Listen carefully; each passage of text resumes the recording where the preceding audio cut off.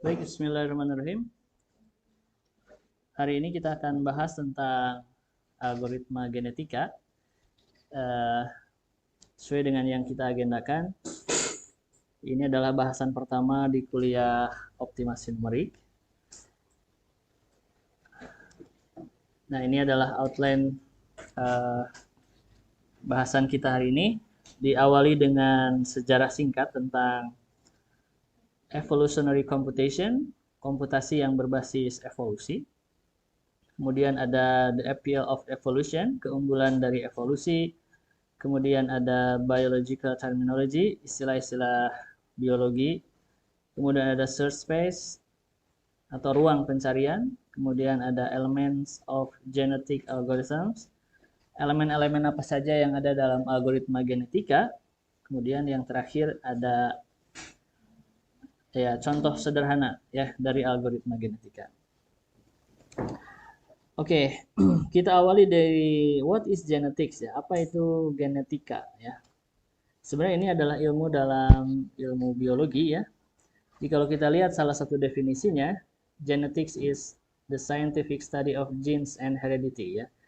Jadi genetika itu adalah ilmu yang mempelajari tentang gen dan juga keturunan ya. Of how certain qualities of traits, bagaimana kualitas atau sifat-sifat tertentu itu are passed from parents, jadi diwariskan ya dari orang tua ke anak gitu ya, as a result of changes in DNA sequence, itu sebagai akibat dari adanya perubahan dalam barisan DNA. Jadi kita pasti punya orang tua ya kan, dan mungkin ada hal-hal yang mirip dengan orang tua kita ya sebagai anak gitu ya. Dan itu biasanya mencakup pada dua hal ya. Yang pertama ada dari sisi fisik.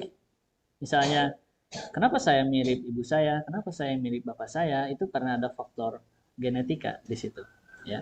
Ada faktor turunan ya. Kemudian warna kulit bisa jadi, kemudian bentuk matanya dan seterusnya. Rambut, hidung dan seterusnya gitu. Itu dari sisi fisik ya. Kemudian bisa juga turunan itu dari sisi psikis atau mentalnya. Misalnya ada yang pemberani, oh ini kayak kayak ibunya misalnya, atau ada yang maaf penakut gitu. Bisa juga itu adalah faktor turunan dari orang tua gitu ya. Jadi sedikit banyaknya apa yang kita punya ini adalah ada juga turunan, faktor turunan gitu ya dari orang tua. Nah, ada yang disebut dengan gen ya. Gen itu adalah suatu segmen dalam DNA ya. Jadi manusia itu terdiri dari sel-sel, dan kalau kita baca di literatur, sel orang dewasa sebenarnya banyaknya sel itu bergantung pada usia juga katanya. Tapi kalau orang dewasa itu rata-ratanya 30 sampai 40 triliun dalam tubuh gitu ya. Masya Allah banyak sekali jumlah sel yang ada dalam tubuh kita, dan di dalam sel itu ada kromosom dan ada juga DNA ya. Kita lihat ini ada ya struktur. Mungkin kalian masih ingat mata pelajaran biologi waktu SMA gitu ya. Nah, di sini ada heredity and genetic. Sebenarnya ada sedikit perbedaan. Kalau heredity itu passing of traits from parents to offspring. Jadi menurunkan sifat-sifat dari orang tua ke anak, gitu ya. Offspring itu anak. Kalau genetik, the study of how traits. Kalau genetika itu adalah ilmu yang mempelajari bagaimana sifat-sifat itu diturunkan dari orang tua ke anak. Ini ada ilustrasi, why the long face? Kenapa ya bentuk wajah juga kan beda-beda ya. Nah, itu karena faktor turunan gitu. Nah, jadi ini ada hubungannya dengan genetika, ini ada hubungannya dengan DNA, dengan gen gitu ya. Nah, sebelum kita masuk ke materi inti, di sini saya ingin menyampaikan ada suatu buku yang menarik untuk dikaji atau untuk dibaca lebih lanjut. Saya juga belum baca isinya ya, cuman baru baca reviewnya aja. Jadi ada sebuah buku The Miracle of DNA. atau misteri DNA ini ditulis oleh seorang ilmuwan dari Jepang namanya Kazuo Murakami ya. Jadi dia ini adalah seorang peneliti yang bergelut di dunia DNA ya. Jadi dia pokoknya belajar tentang DNA selama puluhan tahun ya, kalau nggak salah lebih dari 40 tahun mengkaji tentang DNA. Memang orang Jepang itu terkenal ulet ya. Jadi kalau sudah belajar sesuatu, dia akan terus dalami sesuatu itu sampai dalam. Makanya kalau kalau kalian amati orang Jepang itu jarang orang Jepang yang berpindah-pindah tempat kerja. Ya. Jadi kalau dia udah kerja di suatu tempat, maka dia akan puluhan tahun mungkin kerja di situ. Sampai ya pokoknya ya pengalaman saya di sana jarang orang Jepang yang pindah-pindah tempat kerja. Itu ciri keuletan ya. Jadi kalau dia mempelajari sesuatu, dia akan tekun di situ.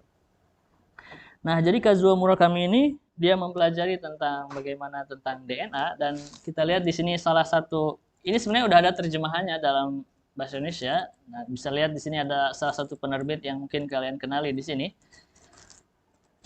Nah, di sini ada suatu ungkapan gen dalam tubuh manusia dapat dinyatakan atau dipadamkan.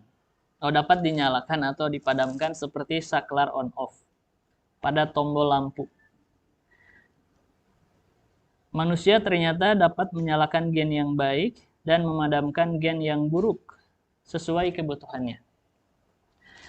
Jadi intinya, ini adalah salah satu hasil riset dari Kazuo Murakami yang tadi risetnya itu puluhan tahun. Jadi kita, jadi istilahnya di gen itu, gen dalam tubuh kita itu ada bisa disebut ada gen yang baik, ada juga gen yang buruk katanya. Dan kita sendiri yang mengendalikannya. Gitu. Kita sendiri yang mengendalikannya. Itu seperti saklar on off ya. Jadi kita bisa menyalakan gen yang baik, bisa juga mematikan gen yang baik. Berarti nanti gen yang buruk yang hidup gitu. Dan itu katanya ada hubungannya dengan pikiran kita. Jadi kalau pikiran kita positif, maka itu artinya gen-gen kita sedang menyalakan gen-gen yang baik. Jadi kalau pikiran kita negatif, maka itu artinya kita sedang menyalakan atau meng-off-kan gen-gen yang baik gitu. Ya mungkin bisa kita cermati lah, misalnya ketika kita mau mengerjakan suatu tantangan, suatu challenge, suatu tugas, kemudian dalam diri kita muncul kepercayaan diri ya, kemudian muncul optimis, itu kan berbeda ya. Itu kan suatu energi yang positif ya kan. Jikalau kita berpikir positif, maka semua energi positif yang ada dalam tubuh kita itu akan aktif ya, dan kita akan menuju ke sesuatu yang mau kita capai tersebut. Tapi kalau dalam pikiran kita, saya mah kayaknya nggak bisa, kayaknya saya nggak bisa ini. Nah itu sebenarnya sedang mematikan gen-gen yang baik gitu. Nah jadi menurut Kazuo Murakami ini pertemuan yang baik, kemudian unjuk kemampuan yang optimal, keberhasilan meraih cita-cita, dan kehidupan bahagia, semuanya bertalian dengan kinerja DNA. Jadi gitu. Mungkin kita pernah ketemu dengan orang-orang yang, coba kalau saya nggak ketemu orang ini, mungkin saya nggak bisa jadi seperti ini, misalnya. Mungkin ada yang seperti itu. Nah, itu sebenarnya cara pandang terhadap sesuatu kejadian, di mana kita memandang sesuatu itu suatu hal yang positif. Dan itu adalah hasil kerja dari DNA. Kemudian unjuk kemampuan yang optimal tadi ya, kalau kita punya kepercayaan diri untuk menyelesaikan suatu masalah, maka itu akan menjadi energi yang positif. Ya. Dan menurut ilmu medis juga sama, orang yang sakit parah misalnya, kalau dia punya kepercayaan diri untuk sembuh, maka itu kemungkinannya dia akan sembuh. Tapi kalau dia pasrah, menyerah, maka itu gen-gen yang buruk yang akan muncul. Gitu. Nah ini sebenarnya relevan juga dengan apa yang agama kita ajarkan gitu ya. Di contohnya dalam surat Asy-Syams ayat 8, A'udzubillahi minasyaitonirrajim, fa'alhamaha fujuraha wa taqwaha. Lalu Allah mengilhaminya kedurhakaan dan ketakwaannya. Jadi sebenarnya Allah itu sudah mengilhamkan dalam diri kita itu kebaikan dan juga keburukan. Jadi dalam diri kita ini ada dorongan baik, ada juga dorongan buruk. Ya kan? Contohnya apa? Contohnya sifat manusia itu kan ada kebalikannya. Misalnya ada yang pelit, ada juga yang dermawan. Iya kan? Kemudian ada yang pemaaf, ada juga yang pendendam. Ada kebalikannya. Iya kan? Kenapa orang yang dermawan itu Allah kasih pahala, Allah kasih penghargaan? Karena dia bisa meredam jiwa-jiwa kikir atau sifat-sifat kikir yang ada di dirinya. Setiap orang pasti punya sifat kikir, iya nggak? Tapi kenapa ada orang yang dermawan? Karena dia berhasil memunculkan energi positif yang ada dalam dirinya. Jadi itulah kenapa Allah ngasih pahala ke orang-orang yang baik, karena dia bisa meredam dorongan buruk yang ada dalam dirinya. Dan itu sebenarnya sama dengan yang tadi ya, gen yang baik, gen yang buruk. Gitu ya. Jadi, nah, Allah juga sudah ngasih jalan, mana jalan kebaikan, mana jalan keburukan. Kita tinggal pilih, mau milih jalan yang mana. Nah, itu memang dalam diri manusia ada dorongan baik dan juga ada dorongan buruk. Ya. Oke, nah ini suatu sejarah singkat mungkin dari algoritma genetika. Jadi tahun 50-an sampai tahun 60-an itu ilmuwan komputer atau orang-orang yang ahli dalam ilmu komputer itu mempelajari tentang sistem evolusi sebagai optimization tool. Jadi sebagai alat optimasi. Jadi mungkin evolusi itu dulu dikenal ada evolusi Darwin misalnya ya. Tapi ada orang ilmu komputer yang berpikir bagaimana konsep evolusi ini dijadikan inspirasi untuk membuat suatu tool. Tool di sini bisa berupa algoritma untuk melakukan optimasi. Dengan cara apa? By evolving a population of candidate solution, dengan melakukan evolusi atau merubah populasi dari solusi kandidat ya, kandidat solusi to a given problem untuk suatu masalah, using operators, menggunakan operator-operator inspired by natural genetic variation yang diinspirasi dari variasi genetika alami dan juga natural selection ya, atau seleksi alam gitu ya. Di dalam teori evolusi kan ada seleksi alam tadi ya, ada variasi genetika. Jadi gen-gen setiap orang kan beda-beda ya.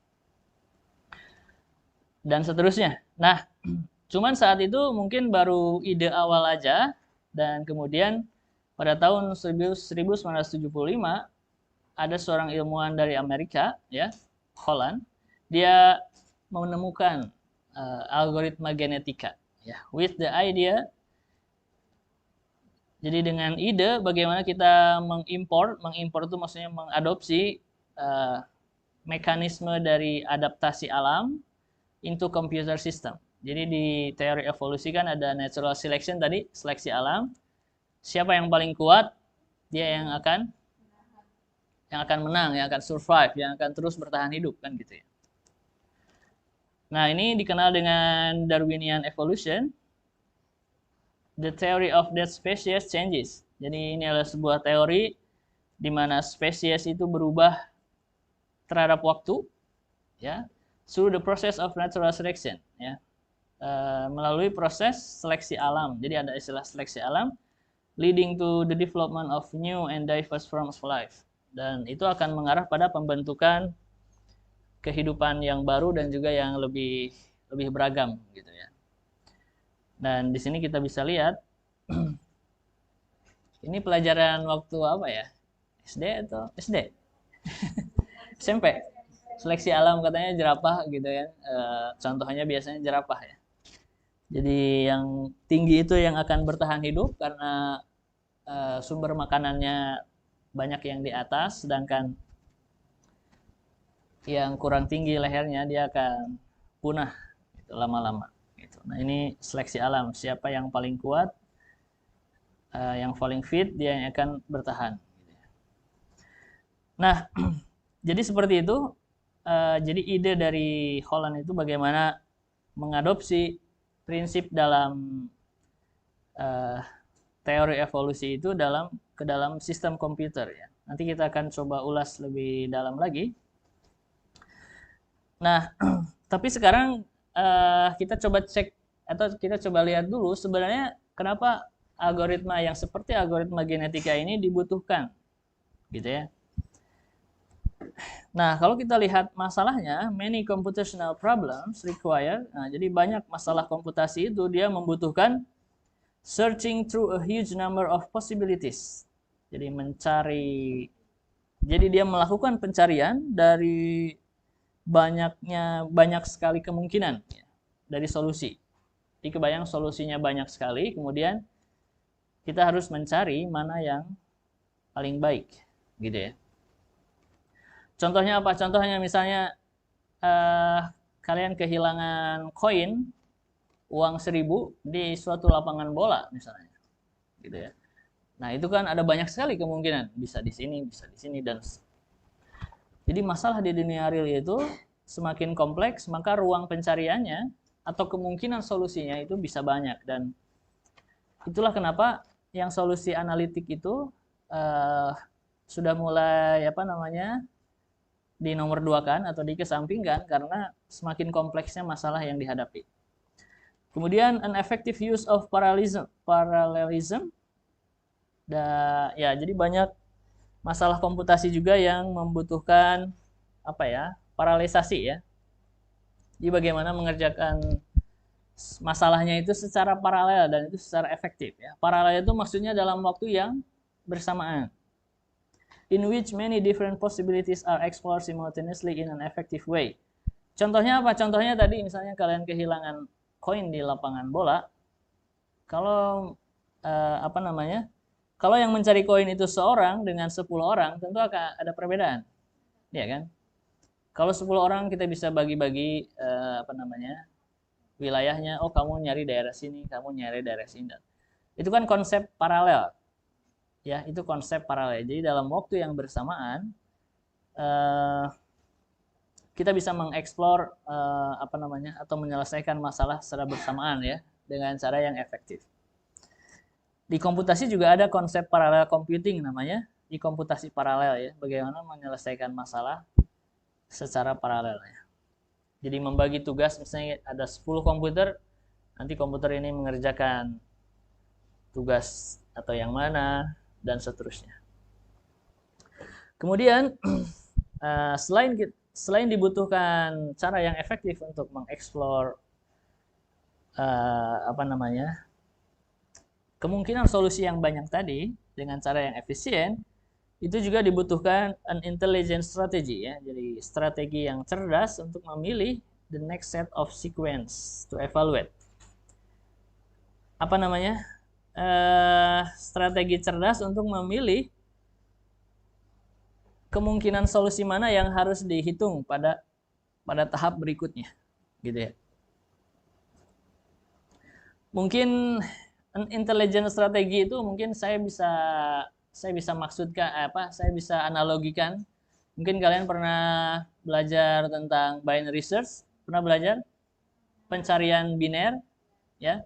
Jadi kita punya sekumpulan bilangan yang acak ya.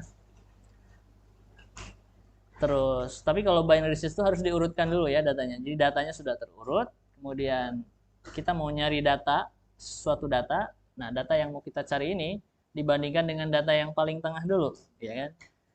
Apakah ketemu atau tidak? Kalau tidak ketemu, cek apakah lebih kecil atau lebih besar. Kalau ternyata data yang mau dicari itu lebih kecil dari nilai yang paling tengah, maka kita cari ke sebelah kiri. Ya nggak?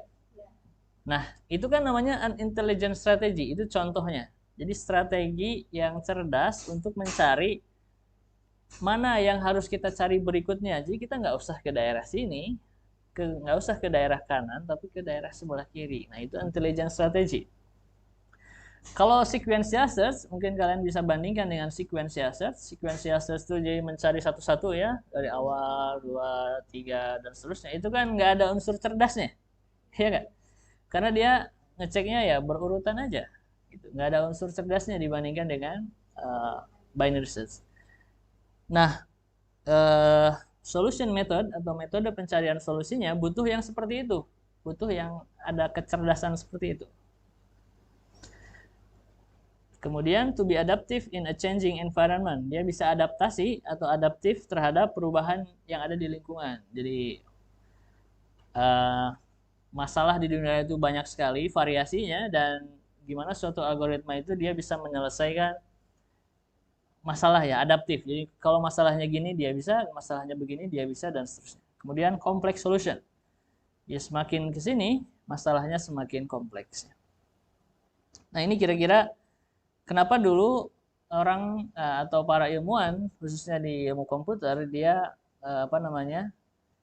berusaha untuk mencari suatu algoritma atau suatu metode mencari solusi untuk masalah optimasi ya, karena semakin kompleks masalahnya tadi, dan salah satunya adalah tadi ya algoritma genetika.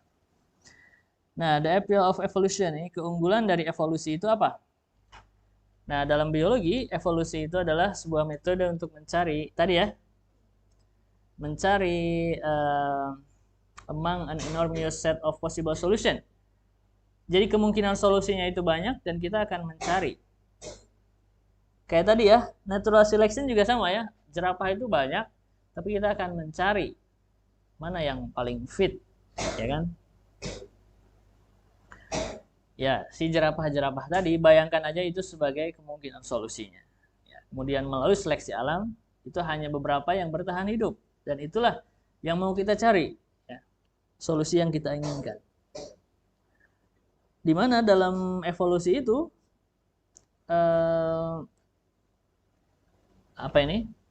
possible solutionnya atau kemungkinan solusinya direpresentasikan dengan the set of possible genetic sequences ya, direpresentasikan dengan himpunan barisan genetik yang mungkin ya, for a desired solution, untuk solusi yang diinginkan, that is highly fit organism. Jadi kita mau mencari organisme yang paling fit gitu, intinya sih seperti itu. The rules of evolution, jadi aturan-aturan dalam evolution itu sebenarnya sederhana ya.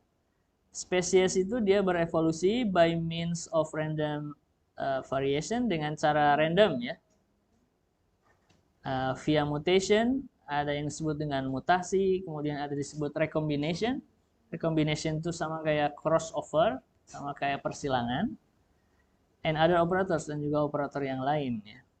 Follow it by natural selection, diikuti dengan seleksi alam, in which the fittest, di mana yang paling fit, tend to survive and reproduce. Jadi yang paling fit itu cenderung dia akan bertahan hidup dan bereproduksi. Thus propagating their genetic material to future generation. Nah, sehingga material genetik yang ada di organisme yang paling fit itu yang akan terus diwariskan ke generasi-generasi berikutnya ya, to future generation. Jadi gitu, konsep evolusi itu sederhana. Tadi ada istilah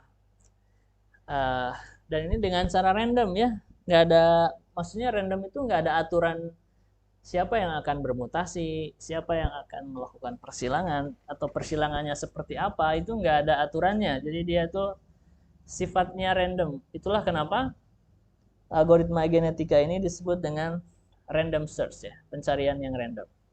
Karena memang di alam itu tidak ada keteraturan tentang mutasi, tentang persilangan, dan seterusnya. Oke, nah ini kira-kira ya yang terjadi dalam evolusi ya. Jadi yang pertama di sini ada evaluation of each individual. Kita evaluasi dari masing-masing individu mana yang paling fit. Kemudian misalnya kita lakukan seleksi, ternyata yang terpilih adalah yang ini, kura-kura. Kemudian dia akan bereproduksi karena dia menemukan pasangannya. Kemudian dia akan menghasilkan anak, dan anaknya mungkin di situ terjadi mutasi. Jadi mutasi itu kayak ada perubahan genetika, tapi sebenarnya itu bukan warisan dari orang tuanya gitu. Nah, itu kalau di film-film tuh kayak mutan gitu, mutan, tahu mutan? Itu kan akibat mutasi pada DNA ya ceritanya. Itu kan bentuknya lain ya kan dibandingkan dengan orang tuanya, bisa jadi gitu. Jadi mutasi itu suatu ya ada perubahan pada DNA atau pada gennya, tapi itu tidak diwarisi dari orang tuanya, tidak diwarisi dari orang tuanya. Tapi itu kemungkinannya jarang sekali. Kemudian nanti dapatlah new generation, ya, generasi baru. Generasi baru itu nanti dievaluasi lagi setiap individunya mana yang paling fit, kemudian ada proses seleksi alam, kemudian reproduksi, terus saja berputar-putar kayak gini. Nah, ini ada suatu ilustrasi tentang evolusi ya yang tadi diceritakan. Di sini ceritanya tentang hewan apa ini? Apa, beruang ya, bear. Jadi dikasih challenge di sini, ada jurang, semuanya berlari, tapi hanya yang paling cerdas yang akan bertahan, atau hanya yang paling fit, yang paling siap. Dan kita lihat di sini ada beberapa yang selamat karena dia punya alat untuk menghadapi jurang ini, sedangkan yang lain tenggelam. Nah, kira-kira ini adalah suatu prinsip yang nanti digunakan dalam algoritma genetika. Bayangkan aja si beruang-beruang ini adalah kemungkinan solusinya. Jadi solusi yang ya, kemungkinan solusinya yang diwakili oleh individu-individu ini, dan beberapa mungkin jelek atau nggak fit, kita buang, kita abaikan, dan hanya kita ambil yang bagus-bagusnya aja yang terpilih dari seleksi alam. Kemudian yang bagus-bagus ini nanti akan kita kawinkan, akan bereproduksi untuk menghasilkan anak yang baru. Nah, nanti kita akan coba lihat ya. Nah, ini beberapa istilah dalam biologi ya, biological terms. Jadi istilah-istilah biologi yang digunakan pada algoritma genetika itu the spirit of analogy. Jadi itu tuh hanya apa ya? Semangatnya tuh hanya semangat analogi aja. Biar apa? Biar algoritma ini memang terinspirasi dari algoritma genetika. Makanya istilahnya nanti akan sama, meskipun tidak semua istilah dalam ilmu genetika nanti ada dalam algoritma genetika. Jadi sekali lagi hanya untuk analogi. Jadi algoritma genetika ini jauh lebih sederhana dari yang sebenarnya. Nah, living organism, jadi organisme yang hidup, itu tadi mempunyai sel-sel dengan kromosom di dalamnya, dan kromosom itu berisi DNA, ya, which act as a blueprint, dan dia akan berperan sebagai blueprint, ya. Blueprint itu apa? Kayak cetakan gitu, kayak cetakan ya. Cetakan apa misalnya? Apa makanan yang pakai cetakan apa? Puding. Kayak puding ya. Kalau orang bikin puding terus pakai cetakan, itu kan kemungkinan sama hasilnya ya dibanding nggak pakai cetakan. Jadi DNA itu seperti cetakan, maksudnya ya untuk menghasilkan dari sifat-sifat, dan nanti itu akan diwariskan ke anaknya. Each chromosome have genes. Setiap kromosom itu mempunyai gen that encodes specific protein, yang sebenarnya itu mengkodekan protein ya. Oke, jadi kita akan pakai istilah kromosom nanti dalam algoritma genetika. Kemudian kita juga akan pakai istilah crossover atau persilangan. Jadi crossover ini exchange genetic information. Jadi dia menukarkan informasi genetika antara kromosom during reproduction, ya, selama reproduksi, ya, selama menghasilkan anak. Itu di situ mungkin akan terjadi pertukaran kromosom, leading to diverse offspring. Yang itu akan mengarah pada anak yang lebih diverse. Lebih diverse itu lebih beragam, ya. Jadi maksudnya misalnya sebagian gen diambil dari ibunya, sebagiannya diambil dari bapaknya. Itu kan akan menjadi suatu barisan DNA yang baru. Gitu maksudnya, lebih beragam. Kalau ada anak yang kedua dari orang tua tersebut, misalnya dalam dunia real ya, itu kan barisan DNA-nya bisa berbeda. Satu anak dengan anak yang lain meskipun orang tuanya sama gitu. Nah, jadi kenapa proses reproduksi itu bisa menghasilkan anak yang lebih beragam? Ya, karena tadi kayak proses apa namanya persilangan kromosom atau informasi genetik dalam kromosom. With new trait dan mungkin menghasilkan sifat yang baru, combination different from parent yang ya new trait combination, kombinasi sifat yang baru yang berbeda dari orang tuanya bisa jadi gitu ya. Jadi ada perpaduan antara ayah dan ibunya. Nah, itu crossover. Kemudian ada juga mutasi ya dalam biologi, itu adalah suatu proses dalam genetika yang menghasilkan a sudden and random change ya. Jadi ada perubahan yang random dan juga tiba-tiba, artinya tidak bisa diprediksi in the DNA sequence, dalam barisan DNA dari sebuah organisme, dan which can lead to the production of new traits, yang bisa menghasilkan new traits, sifat-sifat baru atau variasi baru dalam sifat-sifat yang ada ya. Kemudian ada fitness, bukan fitness tempat gym ya, is the measure of an organism's ability. Jadi fitness itu adalah suatu ukuran dari kemampuan dari suatu organisme untuk bertahan hidup dan bereproduksi ya. Jadi setiap individu itu nanti ada nilai fitnessnya, dan itu menunjukkan kemampuan dari si organisme itu untuk bertahan dan juga untuk bereproduksi. Itu intinya. Kemudian itu istilah yang nanti kita akan pakai. Nah, kemudian ada juga ruang pencarian. Jadi algoritma genetika ini nanti akan dipakai untuk menyelesaikan masalah. Dan kalau masalah optimasi itu ada yang disebut dengan ruang pencarian. Ya. Kayak tadi, ada seseorang kehilangan koin di lapangan bola, maka lapangan bola itulah ruang pencariannya. The search space refers to the set of all possible solution to an optimization problem. Ruang pencarian itu merujuk pada himpunan semua solusi yang mungkin dari suatu masalah optimasi. Jadi kalau tadi koin tadi kehilangan di lapangan bola, maka ya setiap titik yang ada di lapangan bola itu menjadi kemungkinan solusinya ditemukan si koin tersebut.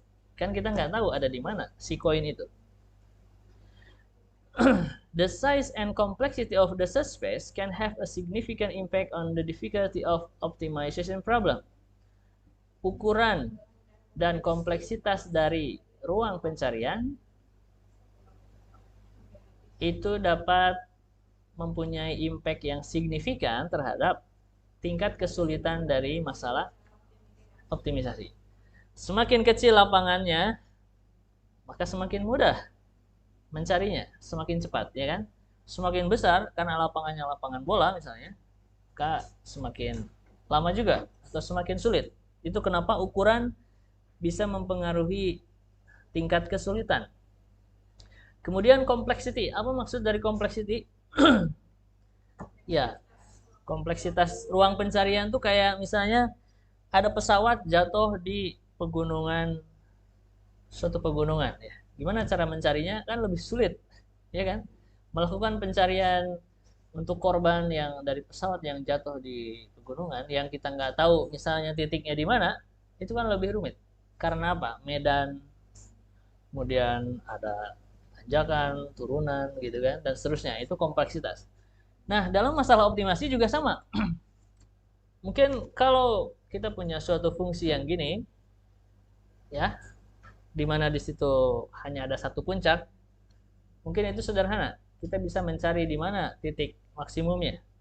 Tapi mungkin kita menemukan fungsi yang kompleks, di mana itu multimodal ya. Jadi dia ada yang misalnya ada yang lokalnya banyak, kemudian globalnya banyak, gitu. Nah itu mungkin lebih sulit, gitu ya, lebih rumit. Nah itu dalam masalah optimasi kayak gitu. Jadi ruang pencarian itu bisa sederhana kayak gini, atau bisa juga lebih rumit. Ya. Larger search spaces typically require more computational resources. Ya, semakin besar ruang pencarian, biasanya membutuhkan sumber daya komputasi yang lebih banyak and more sophisticated search strategies, dan juga strategi pencarian yang lebih canggih, sophisticated, to find the optimal solution. Nah, ini elemen-elemen yang harus ada dalam dalam algoritma genetika ya. Yang pertama ada kromosom. Itu nanti menunjukkan kandidat solusi dari masalah. Dan ini direpresentasikan a string of genetic information. String itu maksudnya ya kumpulan huruf ya, of genetic information, di mana setiap hurufnya itu merepresentasikan informasi genetika ya. Such as a bit string, misalnya setiap gennya itu direpresentasikan dengan 0 atau 1 gitu ya. Kemudian ada gen, a single element, itu adalah elemen tunggal atau satu elemen, or a group of adjacent elements within the chromosome, atau boleh juga beberapa elemen yang berdekatan. Nah, ini lebih lanjut ya, tapi kita sekarang asumsikan aja satu gen itu satu elemen within the chromosome, dalam kromosom, that encoded a specific aspect of the solution, yang mengkodekan, yang itu merupakan kode dari suatu solusi tertentu gitu. Kemudian ada juga alel, apa dibacanya ya? Alel atau alele? Ya, itu adalah a possible value that a gene can take. Jadi nilai yang mungkin dari sebuah gen. Often represented as a binary digit, dan biasanya direpresentasikan dengan digit biner ya, 0 atau 1. Ini biasanya, berarti ada juga representasi yang lainnya. Ini contoh. Kemudian ada fitness function. Fungsi fitness itu sebuah fungsi yang mengassign a fitness score. Jadi dia akan menghitung berapa skor fitness to each chromosome. Jadi setiap kromosom itu nanti akan dihitung berapa nilai fitnessnya based on how well it solve the problem. Dan itu didasarkan pada seberapa baik si kromosom tersebut menyelesaikan masalah. Jadi it di sini merefer ke kromosom. Oke, kemudian ada selection operator, ada operator pemilihan. A mechanism for selecting chromosomes from the population for reproduction. Jadi nanti ada suatu mekanisme di mana kita memilih kromosom yang kita pilih dari populasi yang ada for reproduction, untuk bereproduksi, untuk dikawinkan dan nanti menghasilkan anak. Typically based on their fitness score. Nah, ini biasanya bergantung pada nilai fitnessnya. Ya, jadi semakin bagus nilai fitness suatu kromosom, maka peluang terpilihnya semakin besar juga. Oke, kemudian ada istilah crossover operator. Ada operator crossover atau persilangan. Jadi kalau tadi selection itu memilih dari, misalnya di suatu populasi itu ada 10 individu atau 10 orang sebut aja. Kemudian kita akan memilih siapa yang akan jadi parentnya, yang akan jadikan orang tua untuk nanti dikawinkan dari 10 itu. Nanti kita akan lihat contohnya. Nah, setelah dipilih orang tuanya, maka barulah dilakukan proses persilangan. Jadi gen kromosom ibu dan bapaknya, sebut saja, itu akan dilakukan persilangan ya. Jadi anaknya itu nanti akan mewarisi kromosom anak itu nanti ada yang dia dapat dari ibunya, ada yang dia dapat dari bapak ayahnya. Nah, itu yang dimaksud dengan persilangan. Nanti kita lihat contohnya. Kemudian ada juga mutation operator. Jadi operator mutasi itu adalah suatu mekanisme untuk merubah secara random the genetic information. informasi genetika yang ada dalam kromosom. With introduce new genetic diversity into the population. Yang apa? Ya akan menghasilkan atau memperkenalkan ya keragaman dari genetik baru pada populasi tersebut. Kan tadi ya, anak itu adalah hasil dari warisan dari ibu dan bapaknya. Mungkin sifatnya ada perbedaan karena dia perpaduan dari ibu dan bapaknya. Nah, itu yang disebut dengan diversity, keragaman. Kemudian population, populasi itu adalah sekumpulan kromosom yang merepresentasikan the current set of candidate solution to the problem, yang merepresentasikan kandidat solusi dari masalah. Ya, the current berarti sekarang. Kemudian termination kriteria. Nah, ini juga harus ada dalam algoritma genetika, yaitu suatu kondisi kapan algoritma ini berhenti, intinya gitu. Misalnya, maksimum number of generation-nya sudah tercapai.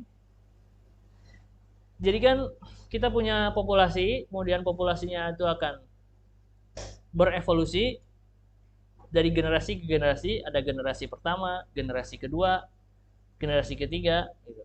Sama lah kayak kalian, misalnya ibu bapak kalian itu generasi pertama, kalian generasi kedua, nanti punya anak itu generasi ketiga, dan seterusnya. Jadi si populasi itu mau berevolusi sampai ke generasi berapa, itu kita bisa tentukan. Jadi kalau misalnya sampai 100 generasi, sebut saja untuk menyelesaikan suatu masalah, maka algoritmanya akan berhenti sampai menghasilkan 100 generasi.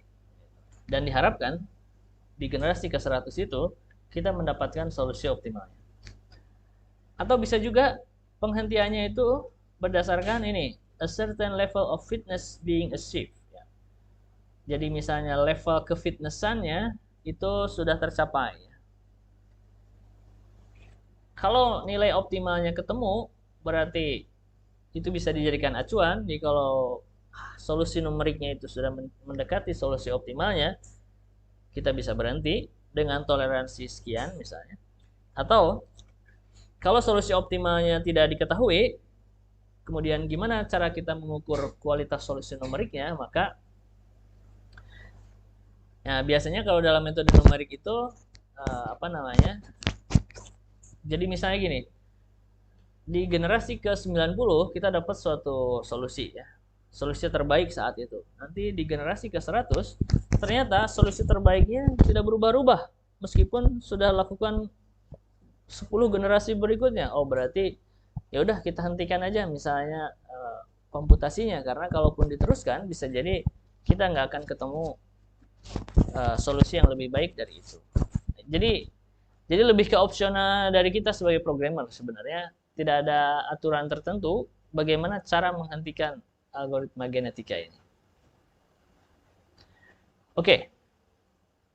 Nah, ini sebagai gambaran. Lihat di sini ada populasi ya, suatu populasi di mana terdiri dari A, B, C, D. Sebut saja A, B, C, D ini adalah individu atau orang, di mana di suatu individu itu dia memiliki kromosom. Kromosom itu sekumpulan gen, dan suatu gen itu ya satu digit informasi ini dalam kromosom itu disebut dengan gen. Nah, ini representasinya. Jadi biasanya katanya contohnya ini dalam biner ya. Jadi gennya itu kemungkinannya 0 atau 1. Oke, kemudian nanti ada fitness function. Ini ilustrasinya aja. Jadi setiap individu itu nanti akan dihitung nilai fitnessnya berapa. Si A berapa nilai fitnessnya, si B berapa, si C berapa, dan si D berapa. Ya, tergantung pada tujuannya. Nanti kita akan lihat contohnya. Tapi inti dari fitness function itu adalah kita punya 6 individu misalnya di sini, 6 tangga, kemudian kita akan pilih berdasarkan nilai fitnessnya, atau kita akan tentukan siapa yang nilai fitnessnya terbaik. Misalnya ini 1, 2, 3. Nah, kemudian nanti nilai fitness itu akan digunakan untuk proses seleksi. ini yang disebut dengan, sebenarnya ini mengadopsi proses seleksi alam, ya kan? Kan di evolusi kan ada seleksi alam. Nah, dalam algoritma genetika juga ada proses seleksi, di mana proses seleksi itu tadi adalah kita akan memilih dari individu yang ada dalam populasi tersebut, siapa yang akan dijadikan orang tua untuk menghasilkan generasi baru. Nah, setiap individu yang ada dalam populasi itu, dia kan punya nilai fitness. Nah, seberapa bagus nilai fitnessnya itu bisa direpresentasikan dengan berapa banyak bagian dalam roda ini nih, roda roulette ini, roda roulette wheel, disebut roulette wheel. Kalian pernah lihat? Biasanya suka ada di kuis-kuis ya, di kuis-kuis apa di TV gitu, terus diputar, nah, terus nanti dia akan kemana kan gitu ya. Kalau kita lihat di sini, individu pertama misalnya itu 31%. Karena tadi bergantung pada nilai fitnessnya. Jadi porsi dia dalam roulette wheel ini 31%. Karena bukan yang terbaik sih, tapi ya sebut saja ini individu pertama, 31% ya. Porsinya. Bergantung pada nilai fitnessnya. Individu kedua cuma 5%.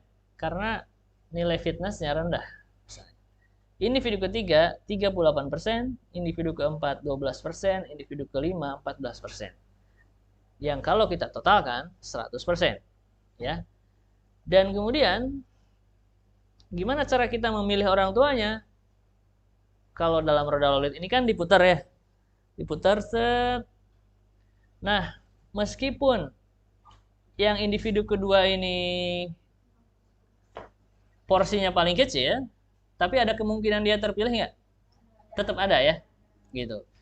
Jadi dalam proses pemilihan atau dalam proses seleksi di algoritma genetika, itu kita tidak serta-merta mengabaikan individu yang persentasenya kecil. Dia tetap punya peluang, tapi peluangnya kecil, gitu. Dan sebaliknya, kalau nilai fitnessnya besar, maka peluang untuk terpilihnya juga besar. Kalau nilai fitnessnya bagus, ya semakin bagus. Bukan masalah besar kecil ya, karena bergantung pada tujuan optimasi. Optimasi kan ada maksimasi, ada minimasi. Ya, kalau maksimasi berarti kita cari semakin besar nilai fitness semakin bagus. Kalau minimasi berarti semakin kecil nilai fitnessnya itu semakin bagus, gitu ya. Jadi bukan besar kecilnya, tapi tergantung pada tujuan ya. Tapi seberapa baik lah gitu ya. Kita sebut seberapa baik. Jadi meskipun individu itu nilai fitnessnya kurang bagus atau paling jelek sekalipun, dia tetap punya peluang untuk terpilih menjadi individu. Nah, kalau dalam komputasi gimana? Kan kalau roda roulette kan dengan diputar gini ya. Kalau dalam komputasi gimana? Nah, dalam komputasi itu biasanya proses pemilihannya itu dilakukan dengan membangkitkan bilangan acak. Ya, membangkitkan bilangan acak. Ada yang disebut dengan, nanti ada istilah probability ya. Ini kan kalau diubah ke probabilitas kan 0,31 ya kan. Ini 0,05, ini 0,38 dan seterusnya. Dan juga ada istilah kumulatif ya, probabilitas kumulatif. Di statistik mungkin pernah diajarkan, di mana jadi gini, yang individu pertama ini probabilitasnya itu antara dari 0 sampai 0,31 gitulah kumulatifnya itu. Artinya kalau kita membangkitkan bilangan acak antara 0 sampai 1, misalnya bilangan acaknya itu 0,25, maka individu pertama yang terpilih karena dia dalam rentang 0 sampai 0,31. Nah, kemudian individu kedua kalau kita kumulatifkan itu kan 0,31 tambah 0,05, 0,36 ya. Jadi peluang kumulatifnya untuk individu kedua itu antara 0,32 sampai 0,36. Jadi kalau dibangkitkan bilangan acak dan nilainya 0,34 misalnya, maka itu individu kedua yang terpilih. Kebayang nggak? Individu kedua yang terpilih. Bukan individu pertama. Karena individu pertama hanya sampai 0,31. Nah, gitu dalam komutasi. Jadi kita bangkitkan bilangan acak 0 sampai 1, nanti dicek ke probabilitas kumulatifnya.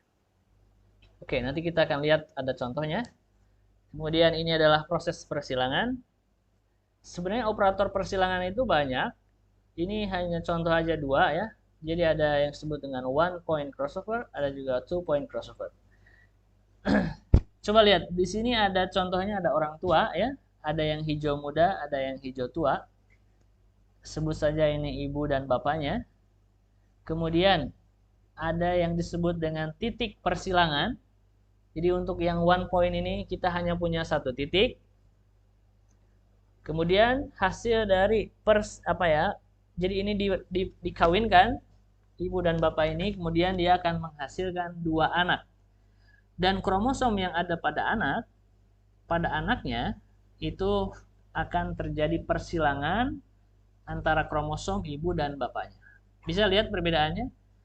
Jadi kalau yang hijau muda ini ibunya, yang hijau tua ini bapaknya, lihat anak yang pertama sebagiannya diambil dari ibunya, sebagian diambil dari bapaknya. Begitupun sebaliknya yang anak kedua, ada yang dari bapaknya, ada yang dari ibunya. Kebayang? Jadi ditukarkan. Dan itu bergantung pada titik persilangannya ini di mana, dan ini biasanya dibangkitkan secara acak. Jadi tergantung panjang dari kromosomnya atau berapa banyak gen yang ada dalam kromosom itu. Jadi kalau gennya ada 10 misalnya, ya bangkitkan aja bilangan acak 1 sampai 10. Ternyata bilangan acaknya 5, oh berarti 5 itulah menjadi titik persilangannya. Kapan dia ditukarkan, kapan diambil dari titik mana diambil dari ibunya, titik mana diambil dari ibunya. Dan anak pertama dengan anak kedua itu sebaliknya. Nah, sekarang kita lihat contoh yang kedua, operator yang kedua, a 2 point crossover. Itu artinya kita membangkitkan 2 bilangan acak, 2 titik. Kemudian kita lihat bagaimana perbedaan kromosom pada anaknya. Prinsipnya sama, ada yang diambil dari ibunya, ada yang diambil dari bapaknya. Tapi ini kayak ya selang-seling gantian ya, ibunya, bapaknya, pas di ujung ibunya lagi. Atau ini bapaknya, tengahnya ibunya, ujungnya bapaknya. Kayak gitu, ya. Nah, ini contoh aja. Oke, kemudian ada juga proses mutasi, ya. Proses mutasi itu lihat ini before mutation, ini after mutation. Lihat di sini ada satu perbedaan pada gen yang keempat, ya. Dimana di sini asalnya 1 berubah jadi 0. Ya. Ini yang disebut dengan mutasi. 0-nya ini bukan 0 dari warisan ibu bapaknya. Bukan, tapi 0 karena terjadi mutasi. Ada perubahan genetik dalam dirinya. Yang itu sifatnya random dan kemungkinannya jarang sekali. Ya, kalau yang di film-film yang mutan-mutan itu kan ya namanya juga film gitu ya. Tapi secara ilmu itu kemungkinannya kecil banget mutasi. Tapi tetap ada kemungkinan. Oke. Nah, sebelum ke contoh di sini kalian harus paham dulu bagaimana mengkonversi bilangan biner ke desimal ya. Jadi kalau kita punya sekumpulan biner 10 10 10 maka nilai biner desimalnya itu sama dengan 42. Gimana caranya? Nah, yang paling kanan ini karena ini 0 dikali 2 pangkat 0 ya. Jadi berurutan ya. Yang kanan kali 2 pangkat 0, nanti mundur kali 2 pangkat 1, mundur kali 2 pangkat 2, mundur dan seterusnya. Mungkin ada di kuliah apa? Pernah belajar teori bilangan atau apa? Diskrit? Enggak. Apa? Kriptografi ada. Itu mata kuliah pilihan ya. Mungkin yang lain nggak ngambil. Ya, tapi gampang ya. Cara mengubah, coba pahami, cara mengubah bagaimana dari bilangan biner menjadi desimal. Ya. Jadi ini hasilnya 0 karena binernya 0 ya. Jadi hanya yang bernilai 1 intinya yang nanti kita akan jumlahkan ya. 2 tambah 8 tambah 32. Oke. Sekarang kita lihat contoh sederhana. Di sini ada suatu contoh. Kita akan memaksimumkan fungsi fx sama dengan min x kuadrat per 10 ditambah 3x, di mana x-nya elemen dari 0 sampai 31. Jadi domainnya 0 sampai 31 ya. Kita akan mencari titik maksimumnya. Kalau mau pakai kalkulus gimana caranya? Cara kalkulus? Turunkan ya? Diturunkan. Turunannya berapa?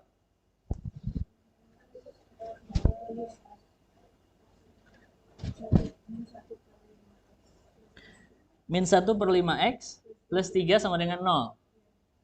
Terus min 1 per 5x-nya pindah ruas ke kanan. Jadi berapa? Ya, jadi 1 per 5x sama dengan 3. 5-nya dikalikan ke 3. Jadi x sama dengan 15 ya. Jadi nilai maksimumnya adalah 15. Kalau pakai solusi analitik. Iya kan? Tapi sekarang kita akan coba mencari nilai maksimum tersebut menggunakan algoritma genetika. Ya. Memang untuk contoh sederhana ini terlihat mudah ya. Udah aja turunkan aja. Tapi sekali lagi ini hanya untuk ilustrasi aja, mulai dari yang sederhana gitu ya. Nah, x is represented as a binary integer. Misalnya nilai x-nya itu direpresentasikan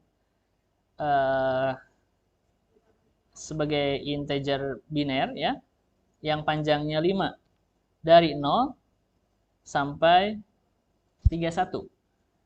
Jika kalau binernya 0 itu 0 semua ya. Kalau 31 binernya itu 1 semua sebanyak 5. Coba aja dicek ya. 1 kali 2 pangkat 0 tadi ya. Tambah 1 kali 2 pangkat 1, 1 kali 2 pangkat. Ya, sama dengan 2 ditambah 4 ditambah 8 ditambah ya sampai 2 pangkat. Bener nggak 31?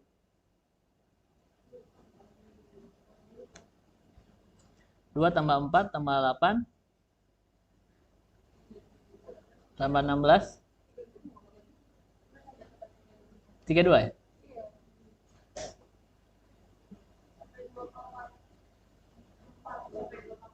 Ya sampai 2 pangkat 4. 2 pangkat 4 itu berapa? 16. 32 jumlahnya. Bukan 31 ya?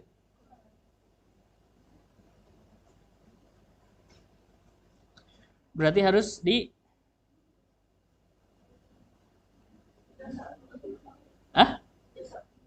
31 benar? 31. Oke. Benar 31 ya? Oke. Nah, kemudian generate initial population. Kita akan bangkitkan populasi awal. Coba lihat ini ada initial population. Dan ini kromosom number-nya sampai 10. Jadi intinya kita membangkitkan 10 individu. Di mana masing-masing punya kromosomnya masing-masing. Gimana cara membangkitkannya? Ya, membangkitkannya boleh pakai koin ya. Kalau gambar 0, kalau angka 1 ya. Ya, bangkitkan aja. Kalau panjangnya 5 berarti 50 kali. Ya, pakai koin 50 kali. Tapi sekarang kan zaman komputer ya, kita minta bantuan komputer aja. Gimana caranya? Caranya kita bangkitkan aja bilangan acak dari 0 sampai 1 sebanyak 50 bilangan acaknya. Terus kita pakai threshold 0,5. Kalau kurang dari 0,5 itu 0, kalau lebih dari 0,5 itu 1. Ya kan? Itu salah satu cara pakai komputasi ya, membangkitkan bilangan acak untuk populasi. Kapan 0, kapan 1. Ini bilangan acak. Jadi kalau kalian bangkitkan lagi sendiri, mungkin nilainya nggak segini. Kemudian setelah kita punya populasi awal, maka langkah berikutnya kita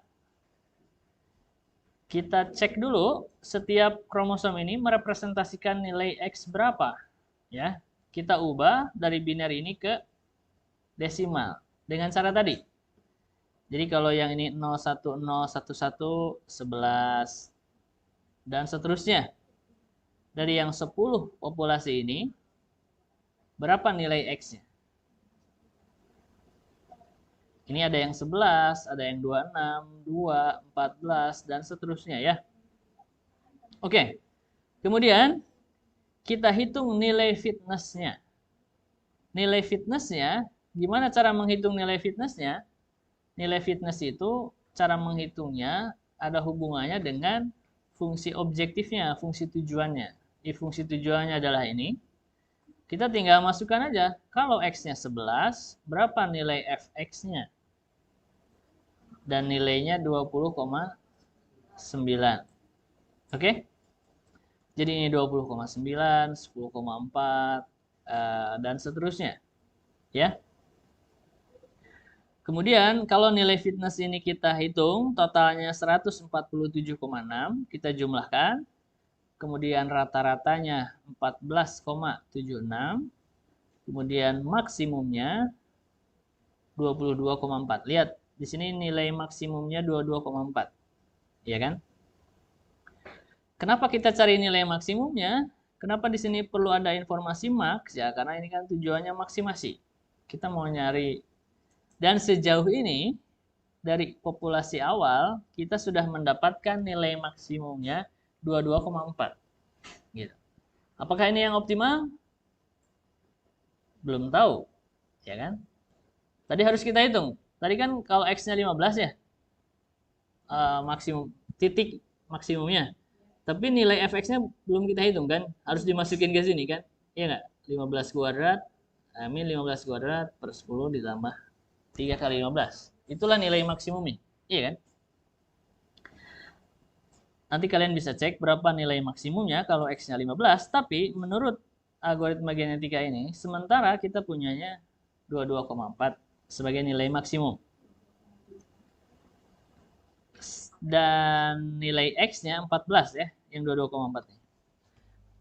Kemudian kita hitung probabilitas pemilihannya atau selection probability-nya. Gimana cara menghitungnya? Nah, ini ada rumusnya. Jadi probabilitas terpilihnya individu ke I atau kromosom ke I itu nilai fitness-nya dibagi dengan total nilai fitness. Gitu. Ya. Gimana caranya? Dari mana dapat 0,1416 ini? Iya, betul. 20,9 dibagi dengan 147,6. Dapatlah ini. Kemudian ini 10,4 dibagi 147,6. Yang kalau kita ubah probabilitas ini ke persen, ini kan jadi 14%, ya kan? Ini jadi 7%, ya ini kira-kira 4%, ini ada 15%. Bayangkan tadi yang roulette wheel tadi, ya. Jadi besarnya probabilitas ini, atau kalau kita ubah ke persen, itu menunjukkan seberapa besar porsi dia dalam roulette wheel itu, ya. Peluang keterpilihannya nanti seperti apa, gitu. Dan kalau kita lihat probabilitas yang paling besar itu yang 22,4 tadi, iya kan? 15%. Ya wajar, karena dia memang nilai fitnessnya tertinggi. Iya kan? 22,4.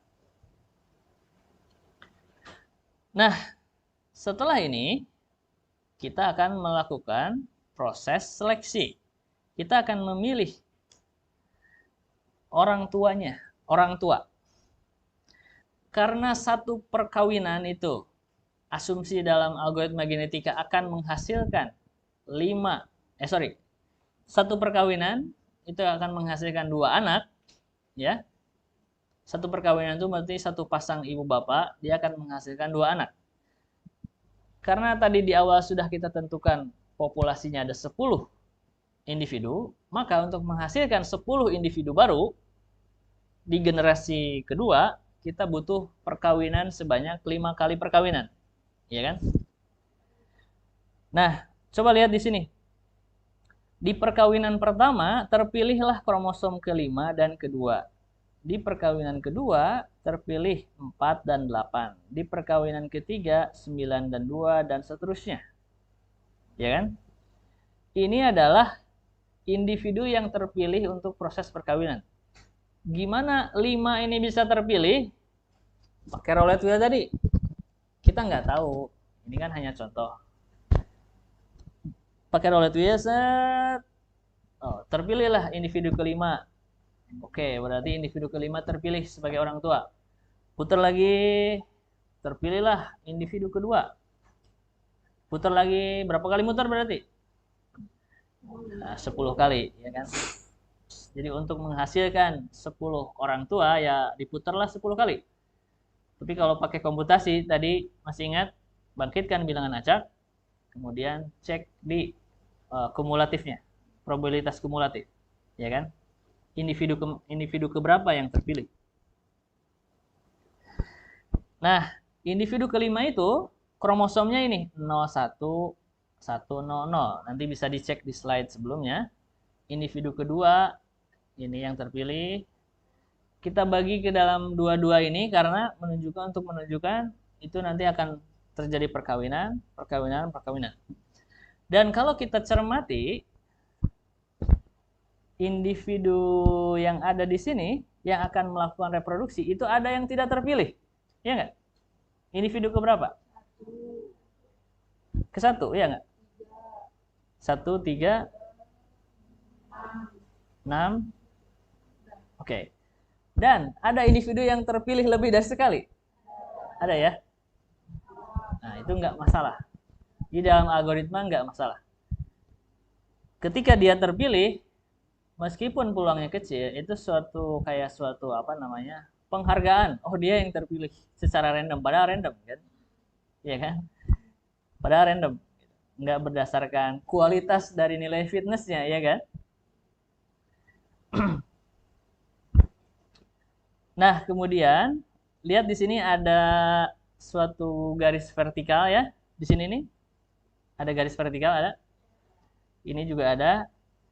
Ini ceritanya titik persilangan yang one point crossover tadi. Ya. Sekarang lihat new population-nya. Ini anak yang dihasilkan oleh perkawinan 5 dan 2. Lihat perubahannya. Ada perubahan? Iya. Jadi ada yang sebagian diwarisi dari ibunya, ada juga yang sebagian yang diwarisi bapaknya. Kemudian ini adalah titik persilangan untuk perkawinan kedua. Ini adalah populasi barunya. Kemudian ini yang ketiga, keempat, dan kelima. Nah, kalau kita lihat di perkawinan yang keempat, ini tidak ada tidak ada persilangan ya, ya nggak?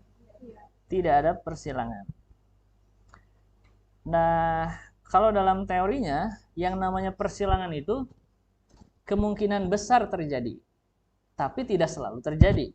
Gitu. Kemungkinan besar terjadi, tapi tidak selalu terjadi. Nah, jadi di sini boleh jadi kalau kita lihat 3 digit di belakangnya sebenarnya sama ya antara, iya kan? Antara ibu dan bapaknya. Yang 7 dan 4 itu 3 digit di belakangnya kan sama ya. Boleh jadi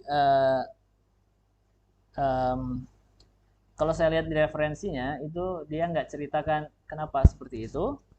Tapi boleh jadi ketika crossovernya di sini itu kan tidak terjadi perubahan apa-apa ya. Kalau di sini nih, ya kalau antara 2 dan 3 titik persilangannya maka nggak akan merubah kromosom dari anaknya, ya kan? Karena 3 digit di belakangnya sama. Kalau kita tukarkan sama aja kan, ya nggak? Gitu. Oke. Nah, kemudian di sini ada satu digit yang di bold, ya. Satu ini nih di kromosom ke-9, gen yang kedua, anaknya. Itu kan harusnya 0. Iya nggak? Iya kan? Harusnya 0, tapi menjadi 1 itu karena terjadi mutasi. Jadi mutasi itu ada perubahan genetik yang bukan dihasilkan dari hasil atau warisan dari orang tuanya. Itu kan harusnya 0 kalau warisan orang tuanya, iya kan? Tapi di situ berubah jadi 1 karena ada kelainan mungkin genetik gitu. Tapi mutasi itu biasanya peluangnya kecil. Ya, di situ a low probability mutation is 0,001. Artinya apa? Artinya kalau ada 50 bit, ini kan ada 10 individu. Satu individunya atau satu kromosomnya panjangnya 5, berarti kan ada 50 bit. 50 bit dikali dengan peluangnya 0,001 itu hasilnya 0,05 bit. Jadi mencapai 1 pun enggak, ya kan? 0,05 bit yang akan bermutasi katanya. Jadi 1 pun enggak. Artinya peluangnya kecil. Artinya apa? Artinya ketika proses melahirkan generasi baru boleh jadi tidak terjadi mutasi, gitu maksudnya. Karena peluangnya memang kecil, 0,05. Peluangnya tetap ada tapi kecil, sangat kecil.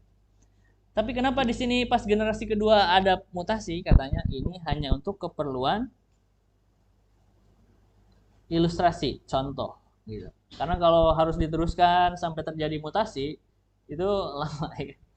Jadi gimana supaya sampai generasi kedua terjadi mutasi? Jadi ini hanya contoh aja. Ini kalau kalian nanti cobain lagi, boleh jadi itu tidak terjadi mutasi.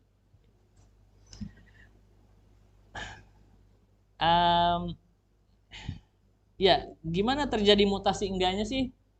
Nah, salah satu caranya adalah kita bangkitkan bilangan acak dari 0 sampai 1 sebanyak 50 kali. Karena bitnya ada 50. Kalau bilangan acak yang dibangkitkannya itu nilainya lebih kecil dari probabilitasnya,